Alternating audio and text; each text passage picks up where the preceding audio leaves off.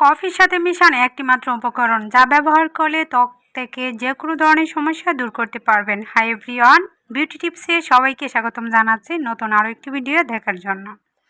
আশা করছি যে যেখান থেকে আমার ভিডিওটা দেখছেন সবাই অনেক ভালো আছেন, সুস্থ আছেন। ত্বকের জন্য ফেরাতে আমরা অনেকে অনেক কিছু ব্যবহার করে থাকি। প্রতি মাসে পার্লারও চলে যায় হাজার হাজার টাকা খরচ করি নিজের ত্বকটাকে গ্লোয়িং করে রাখার ক্ষেত্রে। কিন্তু ঘরোয়া কিছু রেমেডি আছে, যদি মনোযোগ সহকারে ধৈর্য সহকারে ট্রাই করতে পারেন অনেক বেশি ভালো উপকার পাওয়া যায়।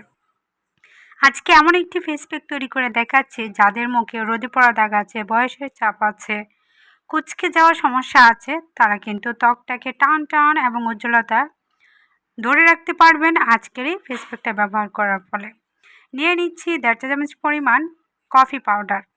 5 টাকার মিনি প্যাকেট দিয়েও পারবেন রূপচর্চা করতে। সেই সঙ্গে নিয়ে নিচ্ছি ভেজলিনের পরিবর্তে যে কোনো লোশন ক্রিম নিতে পারবেন এটার সঙ্গে। যতটুকু পরিমাণ কফি পাউডার নিয়েছি ততটুকু পরিমাণ নিয়ে নিতে হবে।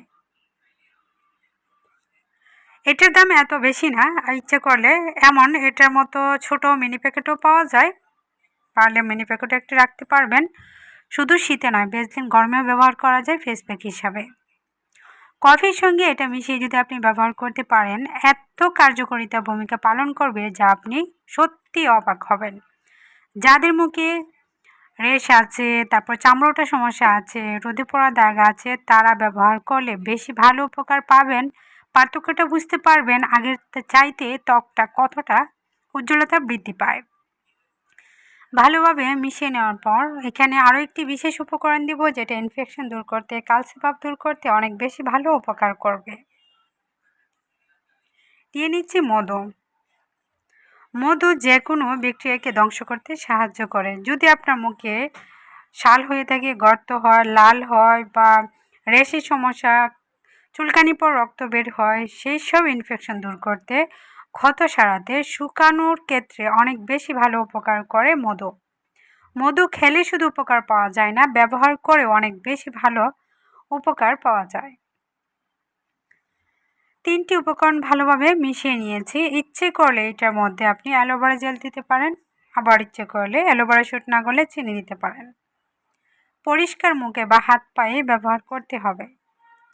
হাত পা ফর্সা করার জন্য, ঘাড়ের কালো দাগ দূর করার জন্য, বগলের কালো দাগ দূর করার জন্য এমন একটি রেমেডি তৈরি করে রাখতে পারবেন 2 দিনের জন্য। নর্মাল ফ্রিজে রাখলে 4 দিন রাখতে পারবেন, তবে বাহিরে 2 দিন রাখলেই যথেষ্ট। 2 দিন পর পর তৈরি করে ব্যবহার করবেন। এটা ম্যাসেজ করে রাখার পর 15 মিনিট অপেক্ষা করতে হবে। অবশ্যই সময় নিয়ে 2-3 মিনিট ম্যাসেজ করবেন। তারপর লোমকূপের ভিতরে নরম হয়ে থাকবে। 15 মিনিট পর আপনি যখন মুখটা ধোবেন দেখবেন অনেকটা ফ্রেশ মনে হচ্ছে। যে কোনো রেমেডি বেশি দিন না রেখে সাথে সাথে ব্যবহার করবেন, 1 দিন বা 2 দিনের জন্য রেখে দেবেন। এটা যেহেতু পানির স্পর্শ নাই তাই 2 দিন পর্যন্ত বাহিরে এমনি রেখে ব্যবহার করতে পারবেন। মুখে রাখার পর 15-20 মিনিট অপেক্ষা করে ম্যাসাজ করে ধুয়ে নেবেন। তারপর যে কোনো একটি ক্রিম অথবা ময়েশ্চারাইজার ব্যবহার করবেন। দেখবেন 7 দিনের ভিতরে ত্বক আগের চাইতে অনেক বেশি চকচকে দেখাচ্ছে। আজকের মতো বিদায়, আল্লাহ হাফেজ।